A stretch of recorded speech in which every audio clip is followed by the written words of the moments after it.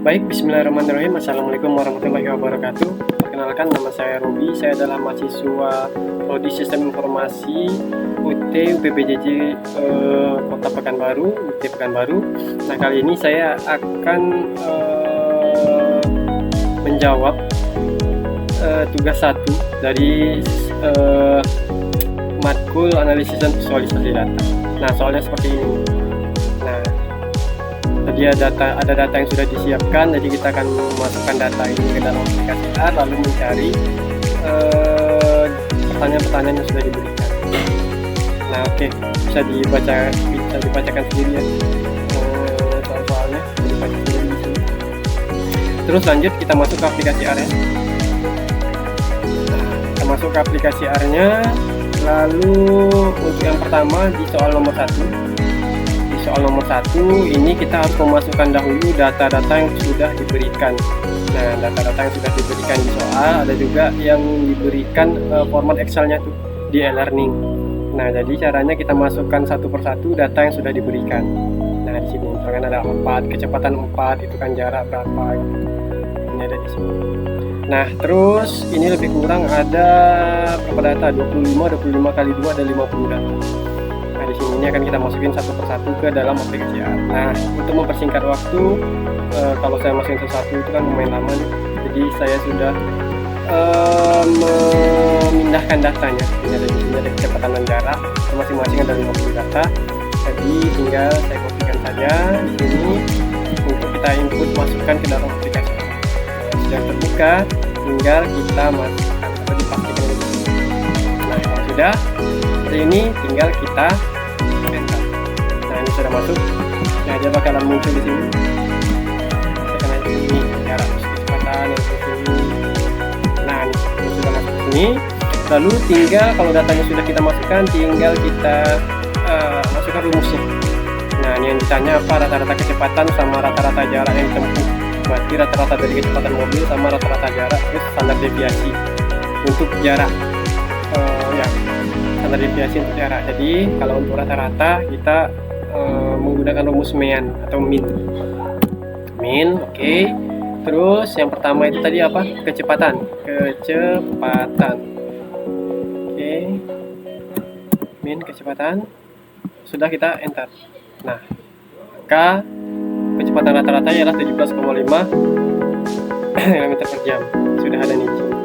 Terus untuk min selanjutnya itu ada min atau rata-rata dari jarak yang ditempuh.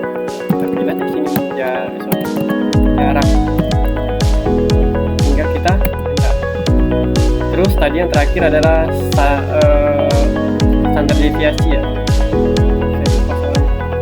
Tinggal dibaca aja. Standar deviasi jarak. Nah, jadi kalau datanya udah masuk, kita juga bisa mencari standar deviasi dari jarak maupun dari kecepatan. Nah, dengan rumus standar deviasi yaitu SD turun jarak. Kita mau dari jarak. Kalau mau kita tambahkan lagi SD jarak sama kecepatan. Ini nggak ada di soal kita. Nah, itu untuk soal nomor 1. Sekarang soal nomor 2. Soal nomor 2 itu ada masih pakai tabel nomor 1. Terus kita cari scatter plot untuk diinterpretasikan. Nah, oke. Nah, jadi kita akan input scatter plot. Nah, jadi ini saya sudah buat rumusnya. Scatter plot. Jadi setelah kita bikin rumus scatter plot, nanti kita interpretasikan atau kita tafsirkan hasil dari hasil scatter plot. Nah, di sini plot kecepatan dan jarak. Nah, dengan tipenya itu scatter plot kecepatan versus jarak. Jadi nanti di sini ada di kodenya di dekat scatter plotnya itu judulnya kecepatan versus jarak. Nah, untuk Xlab ini ialah dia untuk vertikal dan horizontalnya. Nah, jadi kecepatannya nanti di vertikal, ya labnya horizontal ini jarak. terus satuannya kilometer per jam dan meter. Nah kalau ini untuk warnanya color, untuk orange, terus pecahannya saya kasih 0,18. Kalau sudah kita enter, nah maka dia akan muncul di sini. Nah jadi menurut gambar ini bisa kita interpretasikan atau kita tafsirkan di sini ialah perbandingan antara kecepatan versus jarak. Nah kecepatannya berapa, terus jaraknya berapa nih. Nah di sini. Jadi untuk gambar ini gambar yang menunjukkan perbandingan antara kecepatan dengan jarak yang digunakan oleh mobil untuk berhenti gitu. Nah jadi semakin kencang kecepatan mobil, maka jarak yang ditempuh untuk mobil itu berhenti sempurna itu semakin jauh. Nah ini dia contohnya, ada di sini. Nah itulah dari soal interpretasi dari gambar ini. Kita lanjut ke itu tadi soal nomor 2A dan B. Sekarang kita yang ke soal nomor 2C dan D. Nah ini histogram data kecepatan mobil dan interpretasi dari histogram tersebut. Oke, kita lanjut di soal nomor 2. Itu tadi untuk bagian C dan D. Nah, bagian C dan D soalnya ialah ini ada histogram. Ada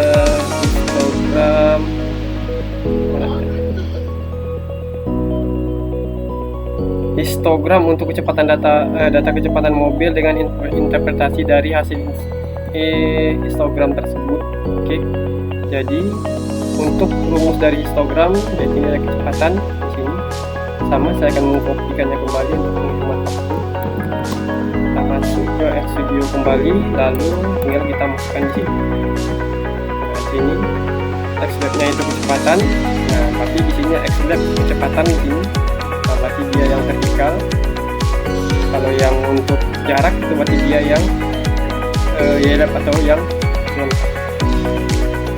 Oke, kalau sudah kita enter. Nah, akan muncul gambar seperti ini.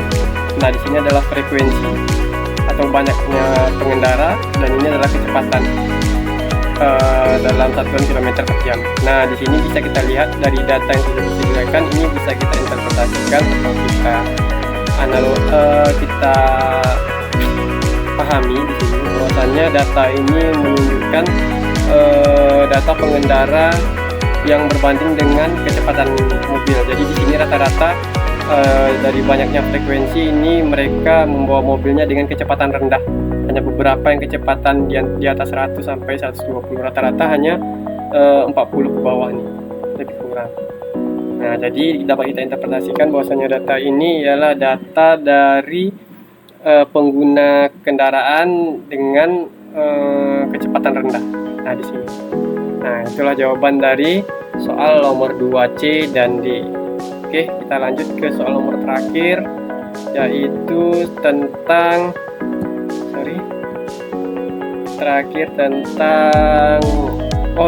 koefisien keragaman. Nah, di sini koefisien keragaman, jadi kita harus inputkan dulu untuk data-datanya. Nah, di sini data-data yang disediakan ialah nilai ujian dan standar deviasi dari masing-masing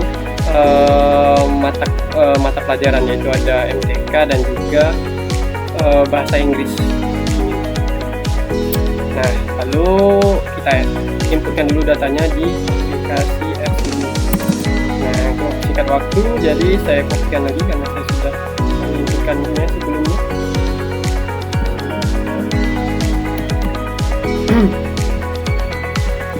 Oke kan, lalu kita enter. Oke, sudah masuk datanya. Ada main bahasa Inggris, main MTK, standar deviasi dari bahasa Inggris, dan juga standar deviasi dari mata pelajaran MTK. Nah, lalu pertanyaannya ialah